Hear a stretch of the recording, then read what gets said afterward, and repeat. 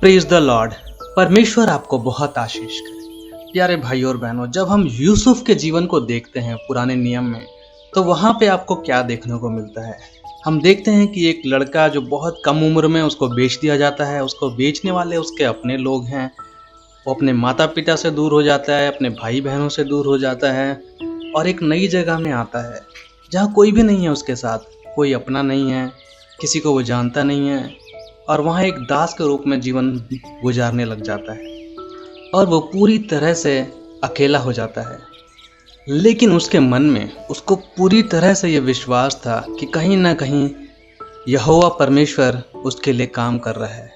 वही परमेश्वर जो अब्राहम का परमेश्वर है, वही परमेश्वर जो इसहाक का परमेश्वर है। और यही वो बात थी जो यूसुफ को समझ में आ गई और उसी वजह से उसने अपनी बुलाहट को समझा और अपने जीवन का जो मकसद है उसको समझा और पूरा भी किया। और उसी विश्वास के साथ वो मिस्र के अपने जो मास्टर थे, उसके जो उसका मालिक था, उसको उसने सेवा करना शुरू किया। लेकिन फिर भी परमेश्वर का भय उसके मन में हमेशा था, हमेशा उसका विश्वास परमेश्वर पर था। और जैसे ही थोड़े समय बाद हम देखते हैं कि लगता है कि अब उसका जीवन थोड़ा स्थिर हो गया है, अच्छा होने लग गया है, अचानक से फिर एक परेशानी आती है और उसको जेल में डाल दिया जाता है। उसके ऊपर झूठा इल्ज़ाम लगाती है उसकी वाइफ, जो मिस्र के राजा की वाइफ है, और उसको जेल में डाल दिया जाता है। सुन के ऐसा लगता है कि जैसे ही ज़िंदगी थोड़ी अच्छी हुई थी, फिर से उसके जीवन में वही की वही परेशानी आ गई। लेकिन असल बात यह है कि परमेश्वर उसके लिए योजना बना रहा था। ये सारी चीज़ें परमेश्वर की योजना का हिस्सा थी ताकि कुछ बड़ा हो जाए। अब हम अपनी ज़िंदगी को देखते हैं कि हो सकता है कि आज हमारी ज़िंदगी में भी, हमारे जीवन में जो आराम की ज़िंदगी है, हो सकता है कि परमेश्वर ने आपको उस आराम की ज़िंदगी से निकाल के इस समय एक ऐसी स्थिति में डाल दिया है जहां आप परेशान हो गए हैं, जहां आपके जीवन में सहायता नहीं है। हो सकता है आपके पास भी मदद करने के लिए कोई रिश्तेदार, माता पिता, भाई बहन, बच्चे, पति कोई भी नहीं है। ऐसा कोई नहीं है जिसे आप अपना कह सकें। और आपकी स्थिति यूसुफ के जैसी है, जैसी उसकी हो गई थी। नए जगह पे कहीं भी उसका कोई अपना नहीं है, अकेला। लेकिन उसका विश्वास यहोवा परमेश्वर पे था। और इन सब परिस्थिति के बावजूद जो भी आपके जीवन में इस समय चल रहा है, क्या आप भी यूसुफ की तरह अपने मन में, अपने अंतर मन में ये विश्वास कर पा रहे हैं कि परमेश्वर आपके लिए काम कर रहा है? कुछ अच्छा, कुछ बहुत ही अच्छा आपके लिए होने वाला है आपके जीवन में, जैसा यूसुफ के साथ हुआ। यहाँ जो बात समझने की हमारे लिए कि आपके जीवन में जो भी परेशानी, जो भी दिक्कत, जो भी निराशा या जो भी ऐसी परेशानी आपके जीवन में आज है, हो सकता है कि ये परमेश्वर की योजना हो सकता है कि ये वो रास्ता है जिसके द्वारा परमेश्वर कुछ बहुत ही बड़ा आपके जीवन में करने वाले हैं। क्योंकि परमेश्वर के कार्य करने का जो तरीका है वो बिल्कुल अलग होता है, बिल्कुल अनोखा होता है, जो हमारी समझ से परे है। यशाया अध्याय 55, 8 और 9 यहाँ लिखा है, क्योंकि यहोवा कहता है, मेरे विचार और तुम्हारे विचार एक समान नहीं है, ना तुम्हारी गति और मेरी गति एक सी है। क्योंकि मेरी और तुम्हारी गति में और मेरे और तुम्हारे विचारों में आकाश और पृथ्वी का अंतर है। तो परमेश्वर ने यूसुफ के जीवन में ये सारी परेशानी के बावजूद उसे निकाला। वो सारी उन परेशानियों से यूसुफ गया जो आज हम जा रहे हैं। दोस्त नहीं है, कोई अपना कहने के लिए नहीं है, जीवन में निराशा है, दुख है, खाने के लिए नहीं है, पैसों की दिक्कत है, बहुत कम उम्र का था वो और कोई भी उसके पास ऐसी कोई एजुकेशन भी नहीं थी।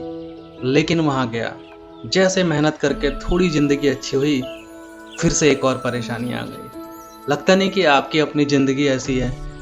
हम लोग भी कई बार बहुत मेहनत करते हैं, बहुत सारी चीज़ें करते हैं, परमेश्वर पे विश्वास लाते हैं और उसके बाद भी कभी कभी कुछ ऐसा हो जाता है, हमें लगता है ऐसे कैसे हो गया, एकदम सब कुछ अब अच्छा होना चाहिए था।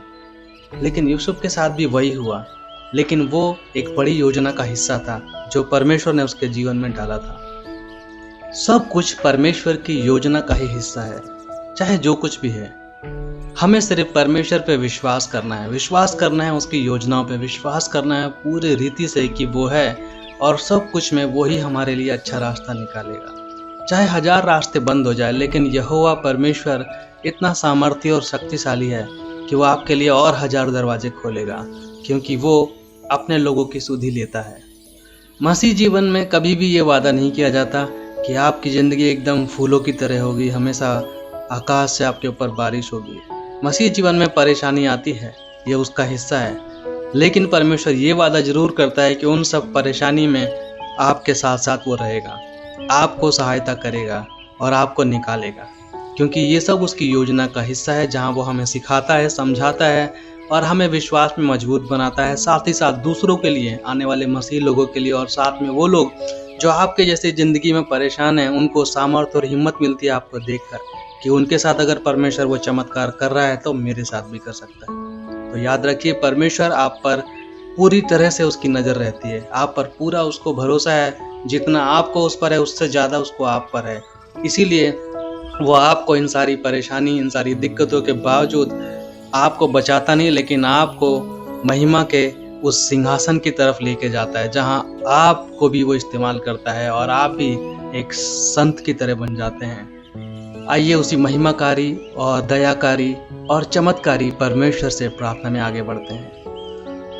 धन्यवाद, धन्यवाद, धन्यवाद प्यारे परमेश्वर, बहुत धन्यवाद करते हैं इस समय के लिए प्रभु, बहुत धन्यवाद करते हैं इस प्रेम के लिए प्रभु, बहुत धन्यवाद करते हैं इस पूरे दिन के लिए परमेश्वर, इस पवित्र शाम के लिए प्रभु, धन्यवाद करते हैं आपने ये समय ठहराया और हमें अपने लिए इस्तेमाल किया प्रभु, बहुत धन्यवाद करते हैं। आप वो महान सेनाओं के प्रभु हैं जो हमारी सुधि लेते हैं प्रभु। हम देखते हैं कि यूसुफ के जीवन में इतनी दिक्कत आई, इतनी परेशानी परमेश्वर, जो आम इंसान सह नहीं सकता प्रभु। इतनी कम उम्र में परिवार से अलग हो गया परमेश्वर, उसे बेच दिया गया, उसके जीवन में इतनी निराशा, इतने दुख और इतने तनाव और इतनी ज़्यादा टेंशन और डिप्रेशन था परमेश्वर, लेकिन उसके बावजूद भी उसे पूरा भरोसा था कि यहोवा उसके साथ है। अब्राहम का परमेश्वर, इसहाक का परमेश्वर, याकूब का परमेश्वर उसके साथ है और उसने पूरी रीति से विश्वास किया और अपने जीवन को आगे बढ़ाया।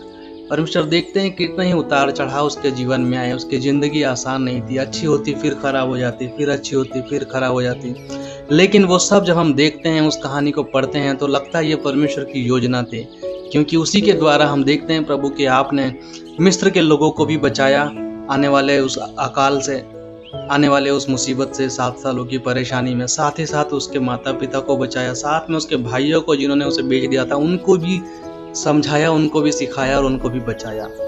और यही यूसुफ आगे चल के यीशु की वंशावली का भी हिस्सा हुआ। प्रभु बहुत धन्यवाद करते हैं कि आपकी योजना युगों युगों के लिए होती है। आप वो परमेश्वर है जो उस भविष्य को भी देख पाते हैं परमेश्वर, जो हमारी आंखों से ओझल है प्रभु, क्योंकि सच में जैसा वचन बताता है कि आप वो महान परमेश्वर हैं जिसके विचार हमारे विचार से अलग हैं, जिसकी योजना हमारे से अलग है और हमारी छोटी सी बुद्धि में ये सारी बातें, ये सारी ज्ञान समा नहीं सकता।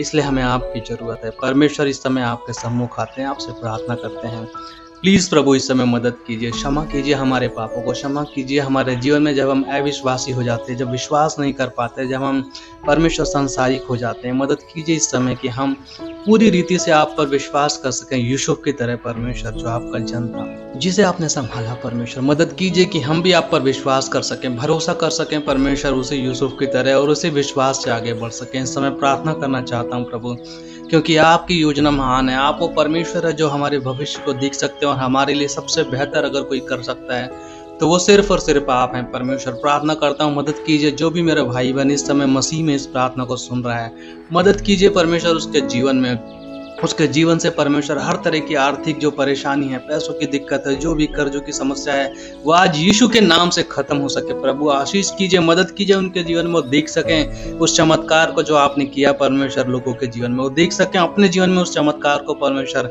जो आप उनके जीवन में आज से करने वाले हैं। प्रभु आशीष कीजिए कि उनके जीवन से हर तरह की आर्थिक समस्या यीशु के नाम से आज खत्म हो सके। मदद कीजिए प्रभु पवित्र आत्मा जी, इस समय जो भी मेरा भाई बहन इस समय किसी बुरी संगति में, किसी बुरी समस्या में, किसी बुरी आदतों में निकलना चाहता है, यीशु के नाम से आज इस तरह की सारी बुरी आत्माएं उसके जीवन से दूर हो जाएं। आशीष कीजिए परमेश्वर, जो भी मेरा भाई बहन इस समय अपने जीवन में आगे बढ़ना चाहता है, बार बार कोशिश कर रहा है लेकिन फेल हो रहा है, हर तरह की परेशानी उसको आ रही है, उसके रास्ते में एक एक करके बाधा पड़ी हुई है। प्रभु मदद कीजिए, जैसे यूसुफ को आपने निकाला उसी रीति से परमेश्वर अपने जन को, अपने लोगों को, अपने पर भरोसा करने वाले इन सारे लोगों की सारी परेशानी को यीशु के नाम से नष्ट करके वो आगे बढ़े। प्रभु धन्यवाद इस समय, प्रभु धन्यवाद। मदद कीजिए पवित्र आत्मा, तो इस समय जो भी इस समय प्रार्थना में शामिल है प्रभु, और आप पर विश्वास कर रहा है, उसके जीवन में, उसके मन में दुख है, वो बहुत दुखी है अपने दिल में, अपनी आशाओं को लेकर आप पर विश्वास करना चाहता है प्रभु। मदद कीजिए कि उनके अंतर मन को परमेश्वर शांत कीजिए, मदद कीजिए कि उसके अंतर मन में उसको शांति मिल सके। उन सभी भाई बहनों के जीवन से जो भी डिप्रेशन, निराशा है, डर है, वो यीशु के नाम से आज पूरी तरह से नष्ट हो जाए।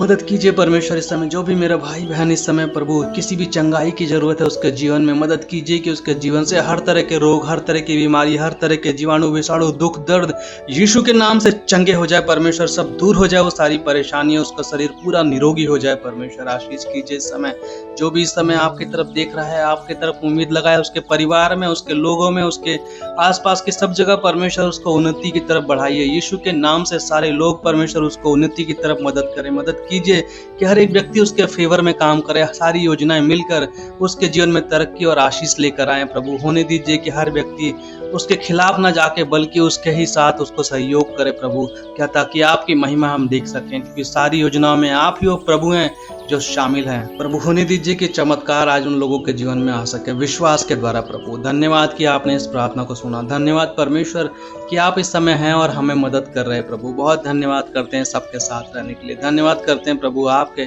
पवित्रता के लिए और आपके उस पवित्र योजना के लिए। बहुत धन्यवाद के साथ ये प्रार्थना प्रभु यीशु मसीह के पवित्र नाम से करता हूँ। आमीन, आमीन, आमीन।